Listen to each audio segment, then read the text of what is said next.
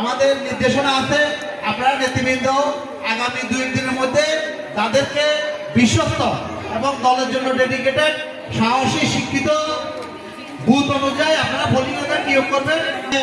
উপস্থিত হওয়ার জন্য সাবেক ছাত্র নেতা আমাদের এলাকার কৃতি সন্তান জনাব দেলোয়ার হোসেন সাহেবকে আমি ধন্যবাদ দিয়ে আমার বক্তব্যের পুরো অংশটাই ওনাকে দিয়ে আমি আমার বক্তব্য শেষ করছি। খোদা হাফেজ।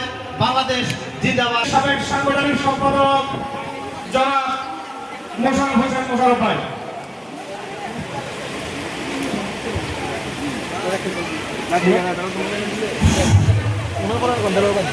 ভোট দেব তাদের শীষে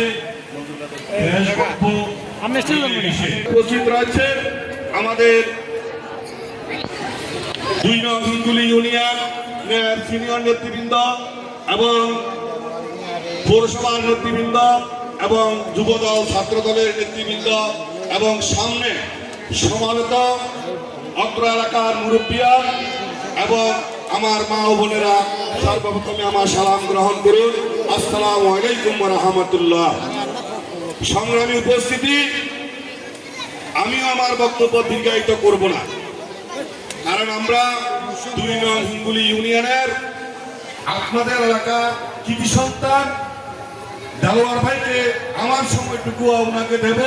উনি আপনাদের সামনে উনার অত্যন্ত মূল্যবান এবং পরামর্শমূলক আপনাদের কাছে বক্তব্য রাখবেন। এবং আমাদের আজকে যে প্রধান অতিথি দিদারুল আলম মিয়াজি আপনাদের মাঝে এসেছিল, উনি আপনাদের পরিশ্রমের মাধ্যমে যার পেছনে রাজনীতি করে আমরা যাকে চট্টগ্রামের উত্তরাঞ্চলের এই নিরসরায় বাংলাদেশ জাতীয়তাবাদী দলের অভিভাবক হিসাবে তাকে আমরা পেয়েছি। আজকে অনেক ছড়াই উতরাই করে অনেক রকমের সংগ্রাম পরীক্ষার মাঝে আজকে আমাদের তারুণ্যের অহংকার এবং দেশনেত্রী বেগম খালেদা জিয়া তাকে বাংলাদেশ জাতীয়তাবাদী দলের পক্ষ থেকে দানের শীষ প্রতীকের নিশান দিয়েছে। এই জন্য আমরা মহান রাব্বুল আলামিনের কাছে শুকরিয়া জ্ঞাপন করছি এবং তার সাথে সাথে আমাদের